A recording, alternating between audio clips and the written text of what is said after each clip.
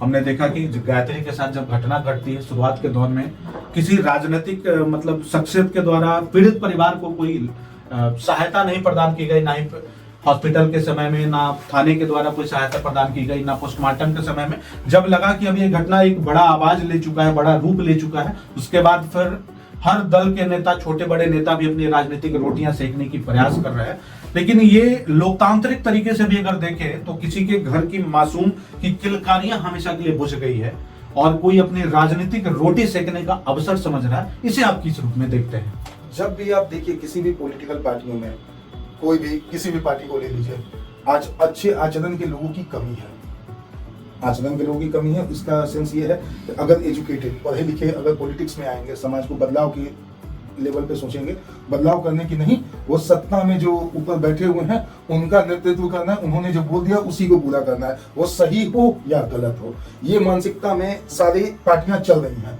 अगर जो सुप्रीमो हैं उनकी बात को वो सुनेंगे, अगर वो पार्टी लिख से अगर मान लीजिए इस पे मदद करते हैं, गायत्री के मैटर पे आते, तो हो सकता है पार्टी उनको दरकिनार करके उसको साइड कर दे पार्टी से, या हो सकता है उनको पद से हटा दिया जाए। बहुत सारी चीजें हैं, इसलिए उनके लिए भी वो बाउंड्री बंधी हुई है।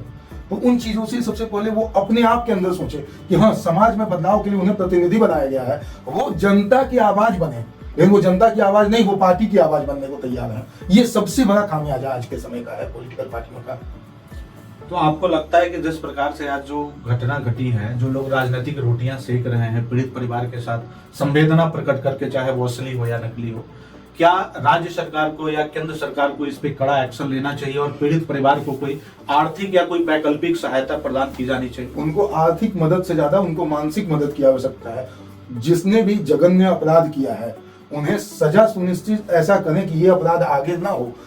अगर तुगलकी फरमान जैसे तुगलकी मतलब अगर इस तरीके से देखा जाए तो योगी आदित्यनाथ मॉडल पे आना चाहिए बिहार सरकार को या किसी भी सरकार को। मतलब आप चाहते हैं कि बुलडोजर एक्शन में आना ही होगा।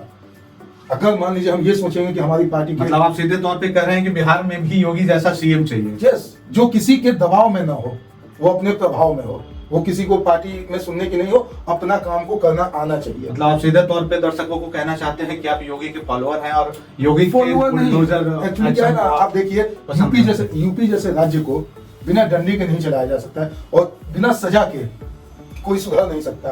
आप बचपन में ही देखते होंगे, आपने पढ़ाई शुरू की होगी तो डर से पढ़ाई की होगी। आज से अगर कई वर्षों पहले देखा जाए तो यूपी में भी अपराध तो कम नहीं था, खास करके बेटियों के साथ बलात्कार जैसी घटनाएं यूपी के बड़े शहरों में भी काफी हद तक घटती थी, लेकिन कहीं ना कहीं इसमें नियंत्रण तो हुआ है। इसमें योगी की सरकार काफी हद तक सफल है, इसके लिए योगी आदित्यनाथ जी बधाई के पात्र हैं। और